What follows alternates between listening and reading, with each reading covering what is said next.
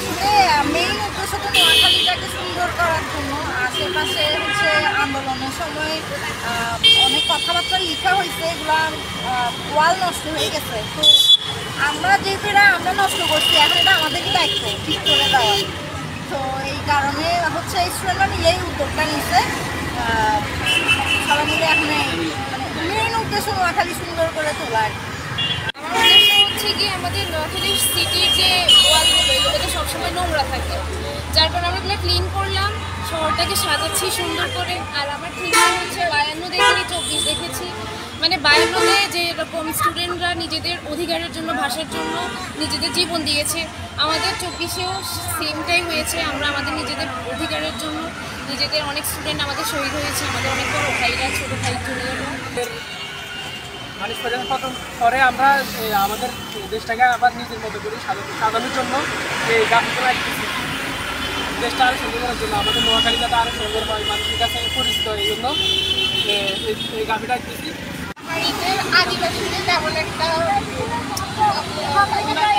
সঠিকভাবে দিয়ে দেওয়া হয়।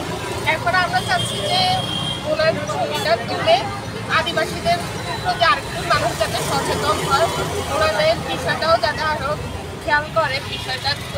ওই উদ্দেশ্যে আসলে আমরা আরও ওনার যে প্রতিনিধিত্বটা তুলে ধরছি।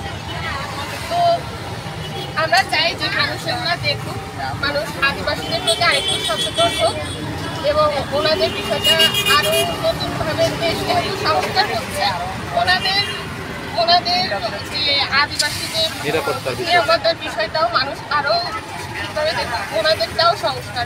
আমরা চাই পুরো বাংলাদেশটাই একটা সংস্কারের মধ্যে চলে আসে। একটা ছবি কিন্তু এক একটা বিষয়ের দিকেই ভিড় করছে। তো আমরা আমাদের চিত্রাঙ্কনের মাধ্যমে সবাইকে সচেতন করতে চাচ্ছি, দেশপ্রেম উদ্যোগ করতে চাচ্ছি। এটাই স্বাধীনতায় দিচ্ছি সংস্কারণ। আমাদের এই কাজটা আমি করতেছি যে আমাদের ভেতরকার আগে যে কলুষতাটা ছিল, অন্যায় বিরুদ্ধে প্রতিবাদ করার ইয়াটা যে ছিল, যেটা আমরা আগে দেখাইতে পারি নাই, এখন এটা আমরা দেখাচ্ছি, প্লাস সবাইকে দেখাইতে যাচ্ছি আমাদের মতো পরিরং দিয়ে, যেটা